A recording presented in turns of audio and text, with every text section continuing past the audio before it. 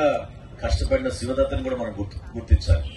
ఎందుకంటే ఒక వాలంటీర్ వ్యవస్థ మొట్టమొదటిసారి పార్టీలో మనం ఏర్పాటు చేసి ప్రొఫెషనల్ గా 140 మంది వచ్చారని సంతకం పెట్టించిన వాళ్ళు ఎవరు కనపడేవాళ్ళు కాదు. కానీ ఆ రోజుల్లో పవన్ కళ్యాణ్ గారికి ఆ భద్రత, ఇటువంటి సభలు ఏర్పాటు చేసుకోవడం, కష్టకాలంలో అందరం కలిసి సమిష్టిగా పనిచేసిన రోజుల్లో మనతో పాటు నిలబడిన వ్యక్తి శివదత్. సో ఆయన కూడా మనస్ఫూర్తిగా సందర్భంగా నేను అభినందిస్తున్నాను. ఈ కార్యక్రమాన్ని అందరితో ముగిస్తా ఉన్నాం.